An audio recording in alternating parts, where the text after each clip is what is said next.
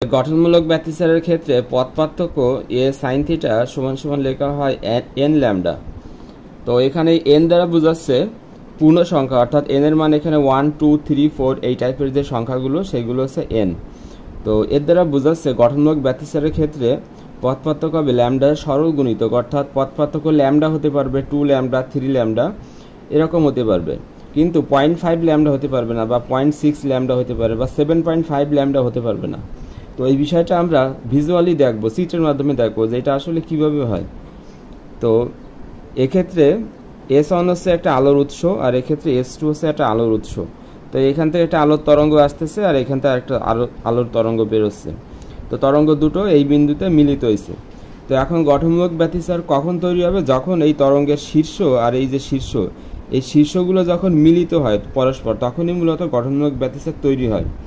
অর্থাৎ এই পয়েন্টটা এরা যদি মিলিত হয়, শীর্ষ মিলিত হলে গঠনমূলক ব্যতিচার তৈরি হবে। তাহলে এই তরঙ্গের শীর্ষ আর এই তরঙ্গের শীর্ষ কিন্তু এই বিন্দুতে মিলিত হয়েছে, সুতরাং এই বিন্দুতে গঠনমূলক ব্যতিচার তৈরি হবে। তাহলে আমরা এখন দেখব যে এই বিন্দুর ক্ষেত্রে পথ পার্থক্য কত।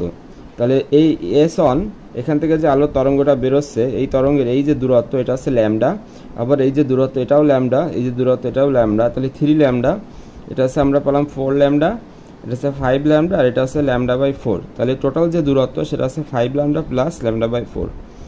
আবার এই তরঙ্গের ক্ষেত্রে যে দূরত্ব সে অতিক্রম করছে সেটা হচ্ছে n ল্যামডা, তো ল্যামডা, আবার এখানে একটা আসলে ল্যামডা 3 ল্যামডা, আর এখানে আরও একটা ল্যামডা, তাহলে 4 ল্যামডা, আর এখান থেকে এটুকু হচ্ছে ল্যামডা বাই 4।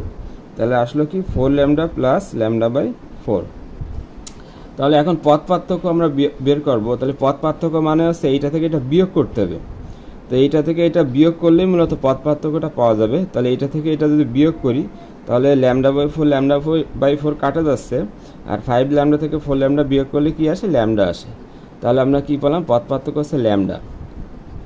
তো এই বিষয়টা আমরা চিত্রের মাধ্যমে প্রুভ করলাম যে গঠনমূলক ব্যতিচারের ক্ষেত্রে পথ পার্থক্য হয় ল্যামডা অথবা 2 ল্যামডা 3 ল্যামডা এই টাইপের।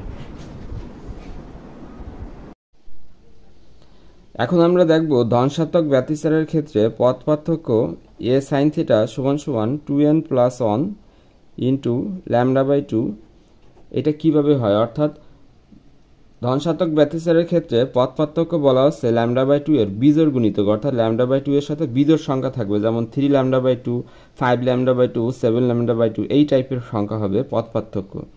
তো ধনাত্মক ব্যতিচার ঠিক তখনই তৈরি হয় যখন তরঙ্গের এই খাঁজ অর্থাৎ নিচের পয়েন্ট এবং উপরের পয়েন্ট তরঙ্গের শীর্ষ এই দুটো পয়েন্ট যখন মিলিত হয়, তখনই হচ্ছে ধনাত্মক ব্যতিচার তৈরি হয়। তো এখানে S1 হচ্ছে একটা আলোর উৎস, আর S2 হচ্ছে আরেকটা আলোর উৎস। তো এই তরঙ্গের এই খাঁজ এবং এই তরঙ্গের এই যে শীর্ষ এরা মিলিত হয়েছে, অর্থাৎ এই বিন্দুতে ধনাত্মক ব্যতিচার তৈরি হবে। তো এইখান থেকে এই যে দূরত্ব এটা হচ্ছে ল্যামডা, এটা হচ্ছে ল্যামডা, তো ল্যামডা তাহলে 3 ল্যামডা 4 ল্যামডা, আর এখান থেকে এটুকু হচ্ছে 3 ল্যামডা বাই 4। তাহলে টোটাল যে দূরত্বটা গেছে সেটা হচ্ছে 4 ল্যামডা প্লাস 3 ল্যামডা বাই 4। আবার এই তরঙ্গটা যে দূরত্ব গেছে সেটা হচ্ছে lambda plus lambda plus lambda, অর্থাৎ 3 lambda plus 4 lambda plus lambda by 4। এখান থেকে হচ্ছে ল্যামডা বাই 4, তাহলে 4 ল্যামডা প্লাস ল্যামডা বাই 4।